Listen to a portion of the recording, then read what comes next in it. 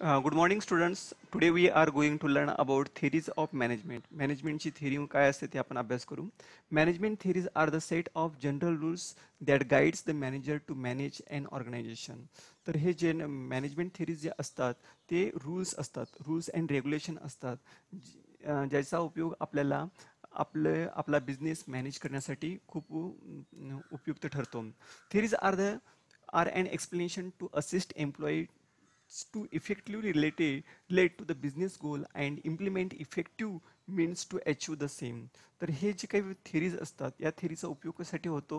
So with the help of this all theories we can increase efficiency of the employees. आपण आपल्या एम्प्लॉईची efficiency काय वाढवू शकतो. So various management thinkers have introduce theories which are based on different approach. प्रत्येक थिंकरचे वेगवेगळे approach असतात, त्यांनी वेगवेगळ्या प्रकारचं मत सांगितलेलं आहे. जसं तुम्हाला मॅनेजमेंट थिंकर्सचे नावं सांगता येईल, जसं FW टेलर असेल, एल्टन मेयो असेल किंवा हेनरी फ्युअल असतील, असे अनेक विचारवंत आहेत. They introduce different types of techniques, different types of principles of the managements.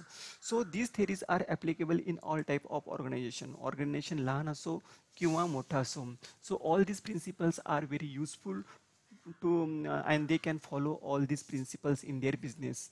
So with appropriate modification every manager can use these theories by adding some innovative technique and strategies. फक्त ह्या theories आहेत तशा आपण use करू शकणार नाही, because according to the situation, according to the requirement of time, we have to change different types of technique and strategies. आपल्या बिझनेसची आपल्याला स्ट्रॅटेजीज आणि टेक्निक्स चेंज करणं आवश्यक आहे.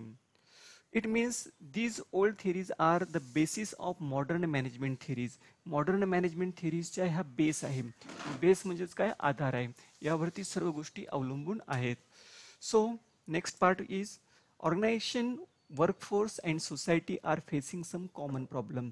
आपल्या बिझनेसमध्ये काही कॉमन प्रॉब्लेम असतात. ते कॉमन प्रॉब्लेम कोणकोणते असतात. सेंट्रलायझेशन ऑफ ऑथॉरिटी, म्हणजे एकालाच अधिकार असतो. जसं मॅनेजरला पूर्ण अधिकार असतात, किंवा बोर्ड ऑफ डायरेक्टर असेल किंवा CEO असेल, त्याला खूप अधिकार असतात. परंतु जो बॉटम लेवलचा जो एम्प्लॉय असतो त्याला खूप कमी अधिकार असतात. आणि आपल्या एम्प्लॉईमध्ये स्ट्रेस असू शकतो, लो मोटिवेशन असू शकतं, एन्व्हायरमेंटल इश्यू असतात, जसं पोल्युशन जास्त असू शकतो, बिहेवियरल प्रॉब्लेम, प्रत्येक एम्प्लॉईचं बिहेवियर हे चांगलंच असेल असं नाही. नंतर हेल्थ प्रॉब्लेम, काही जणांचा हेल्थ इश्यू असतो, आहे का नाही, म्हणजे आरोग्य खराब असतो. वर्क लाईफ बॅलन्स, अकाउंटेबिलिटी, ह्या सर्व गोष्टी मॅनेज करणे एक डिफिकल्ट टास्क असते. And we have to handle all this task common problem with the help of this theories of principle of management. या प्रिन्सिपल ऑफ मॅनेजमेंट आपण थेरी यूज करून ते फॉलो करू शकतो. The theories of management definitely provide solution in such issues to the management people. तर हे थोडक्यात काय, ह्या सर्व थिरीचा उपयोग कशासाठी होतो, to find out the solution of the problem. जसं एखादा डॉक्टर असतो, MBBS त्याने डिग्री पूर्ण केलेली असते, आणि जे काही पेशंट येतात, according to that patient he has to give treatment to that patient. आपण त्या पेशंटला काय करतो, ट्रीटमेंट देत असतो. त्याचप्रमाणे आपल्या बिझनेसमध्ये सुद्धा वेगवेगळ्या सिच्युएशन असतात. मग आपण कोणत्या वेळेस कोणतं प्रिन्सिपल यूज करतो हे डेफिनेटली सांगता येणार नाही, किंवा कोणत्या व्यक्तीने सांगितलेले प्रिन्सिपल आपण फॉलो करतो ते पण सांगता येणार नाही. But we have to follow all these principles, rules and regulation which is given by different thinker. जे काही विचारवंत आहेत त्यांनी सांगितलेले आहेत. जसे हेनरी फ्युअल आहेत. Henry fuel 1841 to 1925 was French mining engineer. हा कोण होता, फ्रेंचमधला एक खान काय म्हणतो त्याला, अभियंता होता, आहे का नाही. मायनिंगमध्ये तो काम करणारा काय होता, इंजिनियर होता. हू टर्न अ लिडिंग इंडस्ट्रियल, नंतर तो इंडस्ट्रियलिस्ट झाला आणि तो नंतर काय झाला, सक्सेसफुल मॅनेजर झाला. He started his career as mining engineer. सुरुवातीला तो मायनिंग इंजिनियर म्हणून काम केलं आहे in French mining company. French mining कंपनीमध्ये तो इंजिनियर म्हणून काम केलेलं आहे. And ultimately he rose to the position of the chief managing director. शेवटी तो काय झाला, तुझा चीफ मॅनेजिंग डायरेक्टर झाला. त्या कंपनीचा तो काय झाला, डायरेक्टर झाला. After conducting many experiment and observation in organisation, Fayol proposed 14 principle of management. तर त्यांनी खूप मोठ्या प्रमाणात अभ्यास करून त्यांनी काय केले, एकूण जे प्रिन्सिपल्स आहेत ते 14 प्रिन्सिपल झाले, नियम, किंवा ज्यांना आपण काय म्हणतो, तत्वे असं म्हणतो. आणि त्याच्या बुक्सचं नाव काय, exactly general and industrial administration हे त्याचं बुकचं नाव आहे. एक्झाममध्ये तुम्हाला हे विचारलं जाऊ शकेल. Due to his contribution in the development of management thought he is called father of modern management. नेहमी ऑब्जेक्टिव्हमध्ये विचारला जाणारा हा क्वेश्चन आहे. Who is the father of modern management? आधुनिक व्यवस्थापनाचा जनक कोण आहे? तर आधुनिक व्यवस्थापनाचा जनक हा हेनरी फ्युअल आहे. त्यांनी एकूण किती प्रिन्सिपल सांगितलेत? He introduce total 14 principles. So these statements have as a guidelines.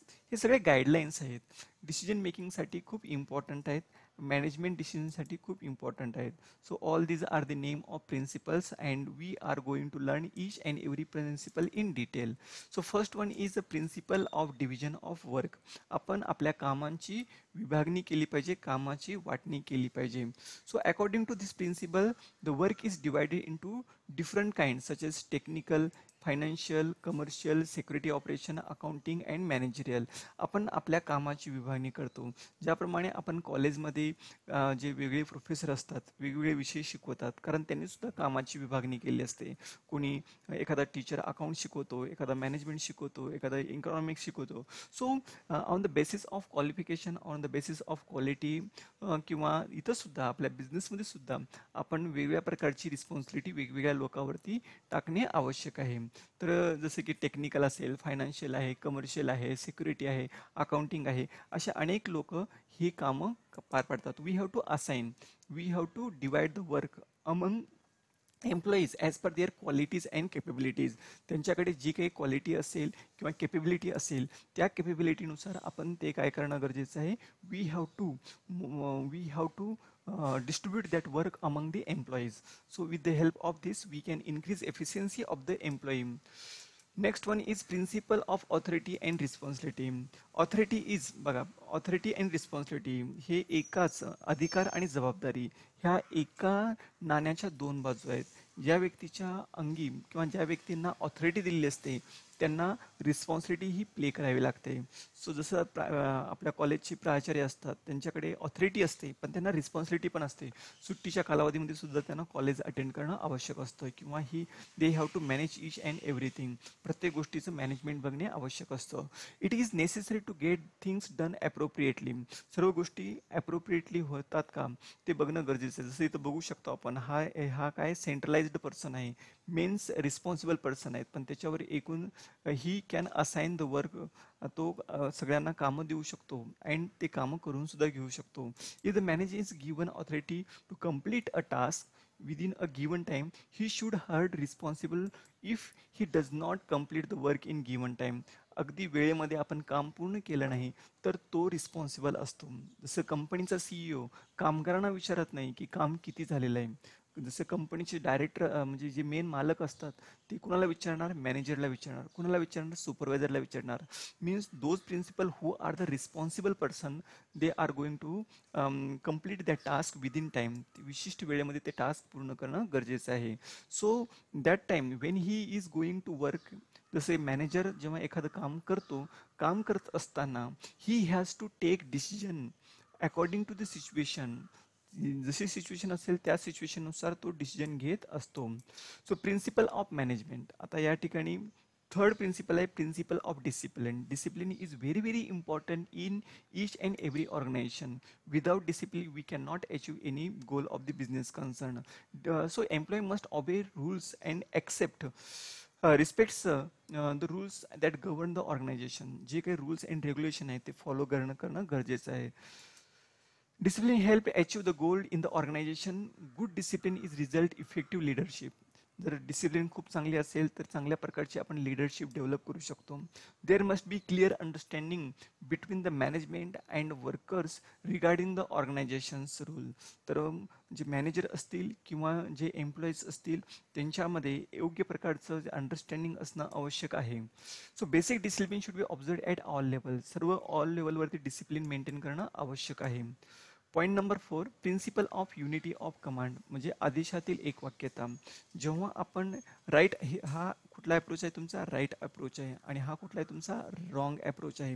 Means there should be only one boss for one person. एका व्यक्तीसाठी एक बॉस असणं आवश्यक आहे, पण एका व्यक्तीसाठी एकापेक्षा जास्त बॉस असतील तर तो चांगल्या प्रकारे काम करू शकतो का, करू शकणार नाही.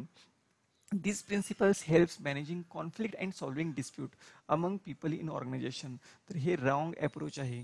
असं जर झालं तर आपल्या बिझनेसमध्ये कॉन्फ्लिक्ट्स वाढत जातील, संघर्ष वाढत जाऊ शकतो. So it also helps avoiding confusion टाळण्यासाठी ह्या गोष्टी खूप इम्पॉर्टंट आहेत. Employee receive command from more than one authority will get confused. एका व्यक्तीपेक्षा जास्त लोकांकडून तो कमांड घेत असेल, जसं या ठिकाणी हा सबऑर्डिनेट आहे आणि हा सुपिरियर आहे. सुपिरियर व्यक्ती सबऑर्डिनेटला कमांड देत असताना एका व्यक्तीने एकालाच द्यायला पाहिजे. जर एकापेक्षा जास्त व्यक्ती कमांड देत असेल तर he is not going to follow rules and regulations. Each employee should know his immediate superior and should receive order from him only. फक्त कोणाकडून ऑर्डर घ्यायची त्याला ते माहीत असणं आवश्यक आहे. Next one is principal of unity of direction. आता युनिटी ऑफ डायरेक्शन, कामामध्ये एक वाक्यता असणं गरजेचं आहे किंवा निर्देशनातील एक वाक्यता असणं आवश्यक आहे. This principle state that there should be one head and one plan in every organisation. प्रत्येक ऑर्गनायझेशनमध्ये एक व्यक्ती असला पाहिजे आणि एक प्लॅन असला पाहिजे. According to that plan we have to follow that plan. So each group of the organisation should have to same objective. प्रत्येक काय म्हणतो आपण, organisation should have same objective. ऑर्गनायझेशनचं ऑब्जेक्टिव्ह असं असलं पाहिजे, सेम असलं पाहिजे, सिंगल प्लॅन असला पाहिजे and directed by only one manager. एकच मॅनेजर असलं गरजेचं आहे. ज्याप्रमाणे principal of subordinate of individual interest to organisational interest. याचा अर्थ काय, वैयक्तिक हितापेक्षा संघटनेचं किंवा संस्थेचं हित हे अत्यंत महत्त्वाचं आहे. So according to this principal, interest of individual must be given less importance than the interest of organisation. म्हणजे आपलं वैयक्तिक स्वार्थ कशामध्ये आहे ते न बघता आपण ऑर्गनायझेशनचा उद्देश पूर्ण करणं आवश्यक आहे. फॉर एक्झाम्पल, आता कोरोनाच्या काळामध्ये आपण वर्क फ्रॉम होम हे जरी आपल्याकडे ऑप्शन असेल तर actually are we doing work from home. आपण खरोखर घरी बसून काम करतो का नुसतं टाइमपास करतो. So all these things are very important for organisation. ऑर्गनायझेशनसाठी हे खूप इम्पॉर्टंट आहे. So while taking decision in the organization, the manager should always consider the interest of the whole group. आपण सर्वांचा विचार केला पाहिजे, सर्वांचा फायदा कशामध्ये आहे तो डिसिजन घेणं आवश्यक आहे. Similarly the employees should protect the interest of the organisation first and his personal interest should be subordinate. For example, in every game the player always thinking about the winning the match. आपण जेव्हा एखादी match असते, समजा आपण cricket म्हणू, तर ह्याच्यामध्ये good coordination असणं गरजेचं आहे.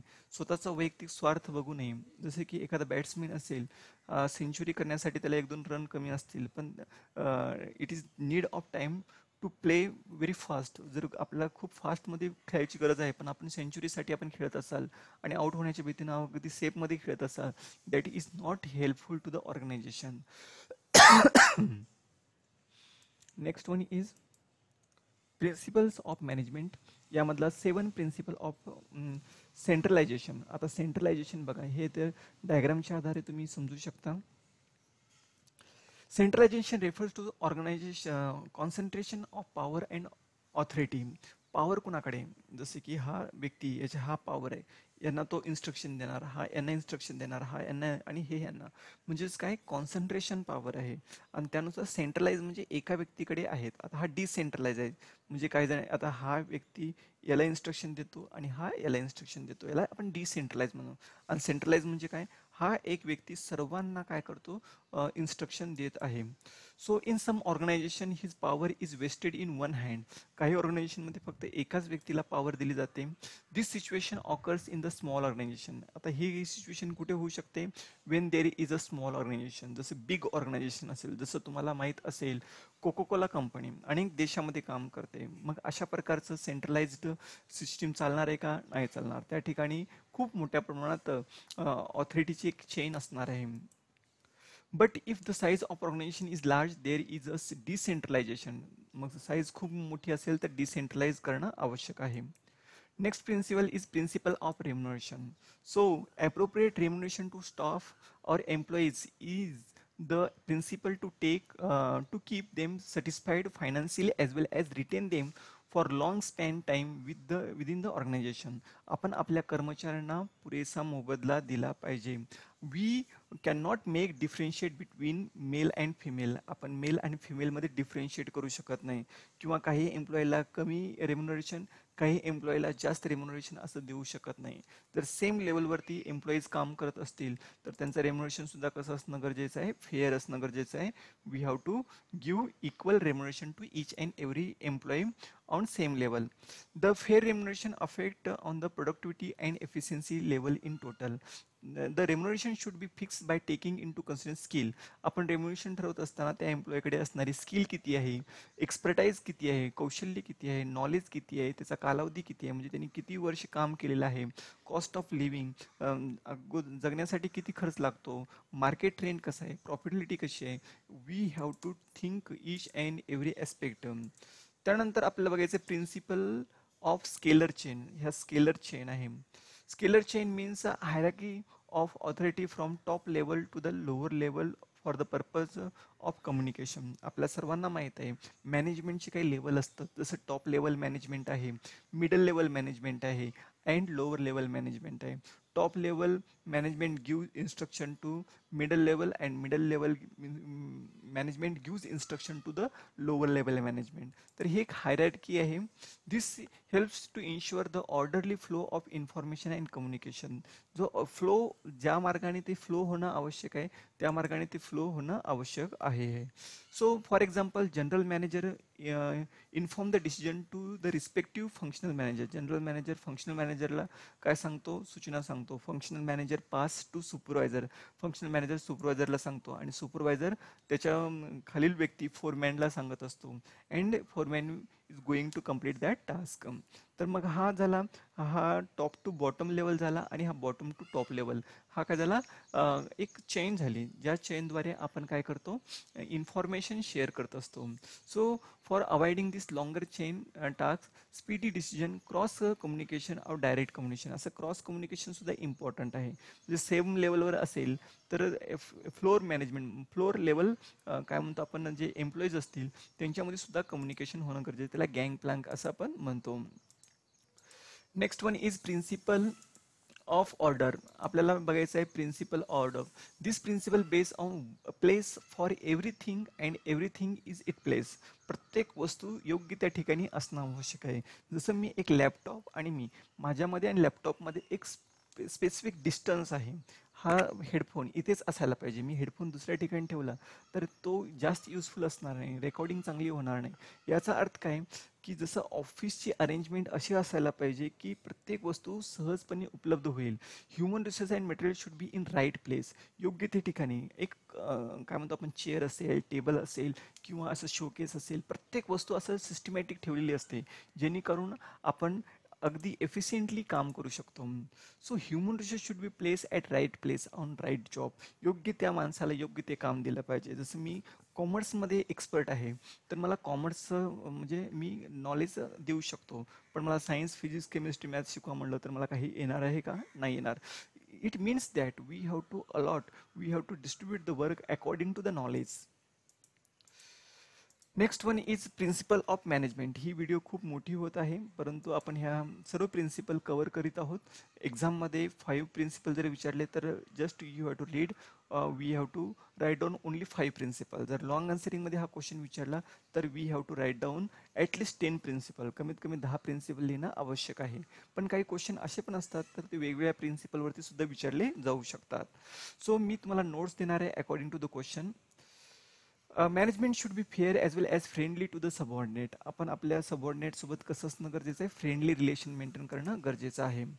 So while dividing the work delegate the authorities deciding the monetary terms there should be not be any discrimination between the employees. आपण एम्प्लॉयमध्ये डिस्क्रिमिनेट करू शकतो का, नाही. जसं इथं मेल आहे, फिमेल आहे, जरी मेल असेल किंवा फिमेल असेल दोघांची सॅलरी कशी असायला पाहिजे, सारखी असायला पाहिजे. पण काही ठिकाणी ती सॅलरी इक्वल दिली जाते का, नाही.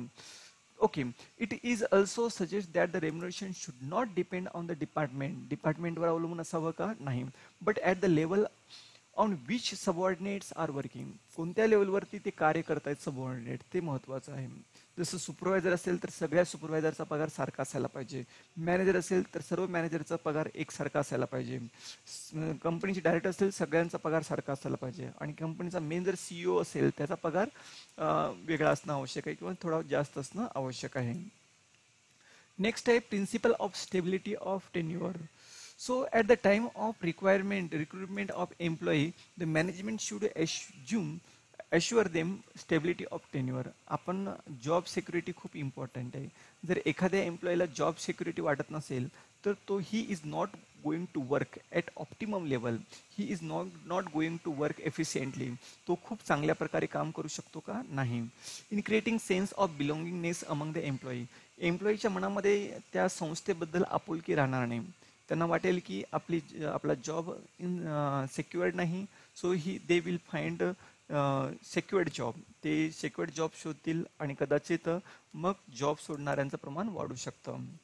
So insecurity in job always affect the efficiency of employee adversely. Insecurity असेल तर आय क्विट म्हणून ते काय करतील, काम सोडून जातील आणि त्याचा बॅडली ॲडवर्सली अफेक्ट होऊ शकतो. कशावरती, आपल्या मॅनेजमेंटवरती. So job security minimize employees turnover ratio. जर एम्प्लॉईचं टर्नओव्हर आहे म्हणजे जॉईनिंग आणि लिव्हिंग म्हणजे जॉब ला लागणे आणि जॉब सोडणाऱ्यांचं जे प्रमाण आहे, जे टर्नओव्हर आहे ते कमी होऊ शकतं. Next one is principal of initiative. Principle initiative to volunteering to do the work in innovative way. आपण कोणतंही काम करत असताना इनोव्हेटिव्ह वेनं गरजेचं आहे. Freedom to think and work new idea is encourage employee to take initiative while working on the given task. जे काही टास्क आहे ते आपण काम करणं गरजेचं आहे. ज्या काही इनोव्हेटिव्ह आयडिया आहेत त्या आयडिया आपण फॉलो करणं गरजेचं आहे. जसे आपले प्रिन्सिपल असतील, व्हॉइस प्रिन्सिपल असतील, ते आपल्याला मोटिवेट करतात. कशा संदर्भात, use innovative idea regarding online education. Online एज्युकेशनच्या बाबतीत तुम्ही इनोव्हेटिव्ह आयडिया वापरा आणि त्यानुसार आपण आयडिया वापरतो. So next one is initiative should be welcome by the manager. मॅनेजरने ते इनिशिएटिव्ह आयडिया आहेत ते वेलकम करणं गरजेचं आहे. नवीन आयडिया स्वीकारणं गरजेचं आहे. It also helps creating healthy organisational culture. Organisational culture आपण हेल्दी तयार करू शकतो. आणि शेवटचा प्रिन्सिपल आहे टीमवर्क म्हणजे सांघिक कार्य. प्रिन्सिपल ऑफ एस्प्रेट डी कॉर्प्स, याचा अर्थ काय की युनियन इज स्ट्रेंथ म्हणजे एकीमध्ये बळ आहे. So we have to means Henry Fayol has given emphasis on teamwork. Teamwork हे अत्यंत महत्त्वाचा भाग आहे. सर्वांनी काम डिवाइड करून घेतलं तर काम चांगल्या प्रकारे होऊ शकतं. Running any organisation is a group activity and human resources are the valuable asset of the organisation. Human resource हा बिझनेसचा एक अत्यंत महत्त्वाचा असेट्स आहे. तो आपण प्रॉपरली यूज करण्यासाठी आपल्याकडे टीम स्पिरिट असणं आवश्यक आहे. बघा, विदाऊट टीम स्पिरिट आपण एखादी मॅच जिंकू शकतो का, नाही जिंकू शकत. त्याप्रमाणे आपल्या बिझनेसचं गोल आपण अचीव करू शकणार नाही. If all employees are working as a union and with mutual trust the difficulties can be solved quickly. सगळ्यांनी मिळून जर काम केलं, what are the problems, that problem can be easily sort out. We can solve that problem very easily. आपण ते सर्व problem खूप लवकरात लवकर सोडू शकतो and we can achieve our goals. तर ठीक आहे. सो हिअर तर हे सर्व प्रिन्सिपल आहेत, हे सर्व लॉजिकल प्रिन्सिपल आहेत आणि ह्या सर्वांचा आपण वापर केला पाहिजे. ठीक आहे. आता जे आपण नेक्स्ट पार्टमध्ये बघणार आहोत, Frederick Winslow Taylor scientific management theory. आपण सायंटिफिक मॅनेजमेंट थेरीचा आपण अभ्यास नेक्स्ट व्हिडिओमध्ये करणार आहोत. So my dear students, please share this video to your friends. Corona व्हायरसचा प्रकोप वाढत चाललेला आहे आणि आपण ऑनलाईन एज्युकेशनला जास्त प्रेफरन्स देऊन आपण जास्तीत जास्त नॉलेज स्प्रेड करणं गरजेचं आहे. This is our social responsibility. I am going to complete my social responsibility. मी माझी सामाजिक जबाबदारी पूर्ण करत आहे. मी तुमच्यासाठी खास नवनवीन व्हिडिओ घेऊन येत आहे आणि तुम्ही जर ह्या व्हिडिओ जर जास्तीत जास्त प्रमाणात शेअर केलात, माझे चॅनल सबस्क्राईब केलात तर मला आणखीन आनंद होणार आहे आणि मी आणखीन जास्त प्रमाणात व्हिडिओ तयार करणार आहे. Thanking you. We will study F.W. Taylor's scientific management theory in next part.